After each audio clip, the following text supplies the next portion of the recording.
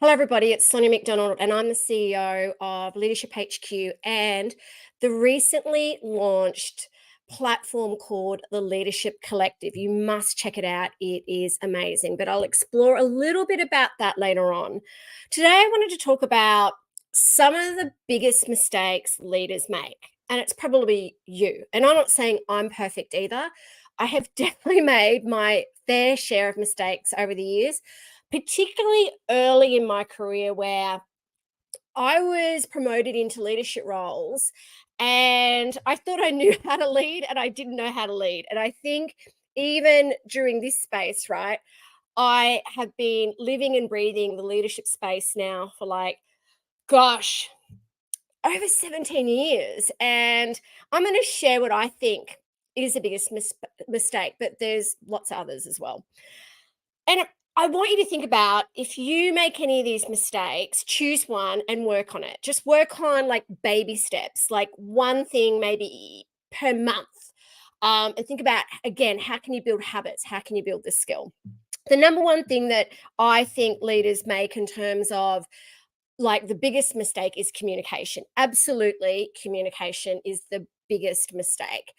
Funnily enough, when we do any kind of diagnostic or we do any kind of leadership development, we get feedback from others around what are some of the gaps in the culture here, or what some of the gaps in this leader. Always, without a doubt, it's communication.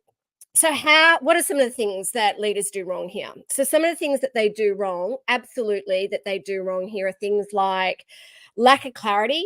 So I think that is a big one in terms of they assume the message is clear. We all assume we have the same brain going down, that we're hearing the same things. But lack of clarity can really confuse team members. That's why it's really important to ask for feedback or go, okay, what did I just say? Does that make sense? The next one is poor decision making. Leaders fail when they fail to communicate effectively. They might make decisions without seeking input from various stakeholders. And I think it's really important that you don't know all the answers and to check in with people to get, again, their insights and thoughts and perspectives. This is why it's really important that you're connecting and collaborating, because you need to think about what's the best decision here. And sometimes you don't know. Okay, so it's okay for a leader to go, I might not need to ask some other people what they think. Next is low morale and engagement. Okay, so we crave transparency. If we don't have transparency, the brain can ruminate. It can kind of make up stories. You can start to get these Chinese whispers happening. I think it's when we're not communicating open and honestly, and also going, "Hey, I don't know what's going on," or "Let me seek, the information." Or I think it's really important that you need to show confidence and trust, and transparency is key to this as well. Because if you're not transparent, then you will have low morale and low engagement as well. I also think the other thing as well that really impacts leaders around this communication space is missed opportunities for innovation. So, effective communication fosters collaboration and idea sharing. So, when you are open and approachable and go like, share ideas with me, share if we can creativity, if you think we can do anything different, I think that makes a huge difference. I also see in terms of, and it's something I teach all the time, is courageous conversations, is increased conflict. When there's miscommunication or a lack of clarity or communication, it can cause conflict. And these things can also escalate, cause negativity with team dynamics. So it's really important that you understand how to have open dialogue and also have, the ability to have courageous conversations as well. Also, failure to align goals. So, effective communication ensures that team members understand their roles and responsibilities and also the organization's goals. Okay. So, these are the things that I have covered. So, around communication, lack of clarity, poor decision making, low morale and engagement, missed opportunities for innovation, increased conflict, and failure to align goals. So, how can you overcome some of these things? I'm going to share some more uh, mistakes that leaders make as well. And I want you to think about, is this you? As things like sharing regular updates and information and feedback with team members, actively listening with team members. Listening is a superpower, so make sure you're listening. Providing clear direction, expectations, and goals to team members, encouraging open dialogue, creating a culture of transparency and trust with teams, seeking input from relevant stakeholders before making decisions, using multiple communication channels to convey messages effectively, addressing conflicts and misunderstandings constructively and also promptly. That's really important. Hence, that's why I love teaching people around how to have these conversations promptly and effectively, and conducting regular one-on-ones. This is so important. Please conduct regular one-on-ones. Please, please, please. It's really important. Even if it's once a month, please do it. Okay, some other things that I think are really important that other leaders make. But before I do that, I want to talk about the Leadership Collective. It is amazing, and it starts from only $18 a month. You will get free resources. You will get global networking. You will get a community. Oh my gosh, there's so much more to this, right? The Leadership Collective also has events, programs, the Leadership Awards. You can get certified as a leader. We've got that culture certification. It is amazing. So check it out. You'll see the link as part of this live. Some other mistakes we see leaders make, because this is why we're starting the collective, because we want to help leaders and anyone that wants to learn leadership really embrace their inner greatness, is lack of clear vision. I think that's really important. So we know where we're heading, because it's like playing golf and not knowing where the 18th hole is. Like, it just confuses people. Micromanaging. Now, I've put up a poll recently about this, and everyone is saying that I'm going, what's the worst type of leader? The one that's self-absorbed, the one that's absent, the one that is too hands-on, the one that is like, what were the other ones? Authoritarian. Like, the number one worst leader is the one that micromanages. It's coming up by far.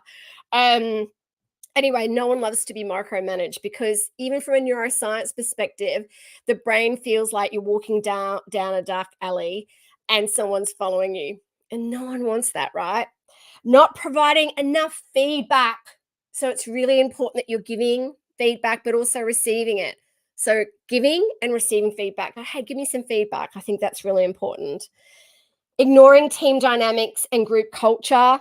I think that you're only as good as your team. I'm a big one around team alignment sessions. We run them all the time. They are so powerful. Doing strengths finder with teams, doing team building, doing strategy work with teams. It's so important to do that. Sporting teams do it. They spend more time off the field planning and strategizing than they do on the field playing. Okay. Failure to adapt to change. My gosh, like, being agile and adaptive is like so key. Ever since COVID, I think the world's changing so much more constantly. It's like doing my head in. It's like so much change. We've got to be like, let's embrace this. Let's just move with it. Let's just roll with it.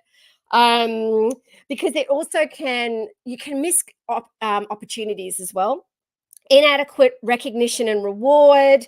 So making sure that you're actually thinking about how are you recognizing and rewarding your people, saying thank you, recognizing success, celebrating it. Again, so many leaders I work with, and it's a mistake, they just don't do it. Poor decision making.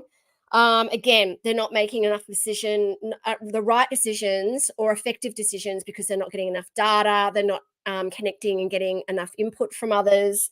Lack of empathy. Please learn EQ. You can learn it.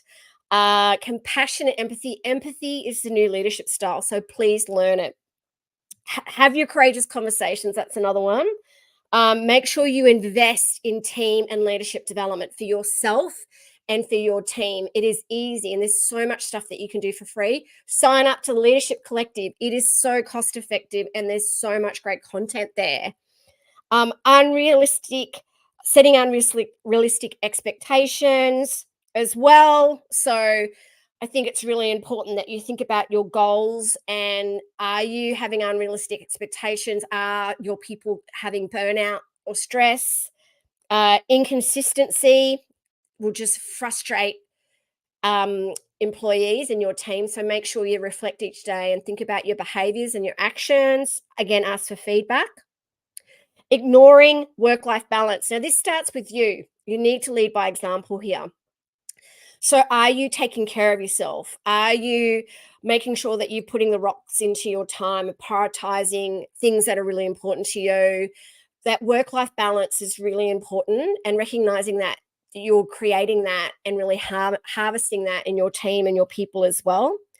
Also, leading by example.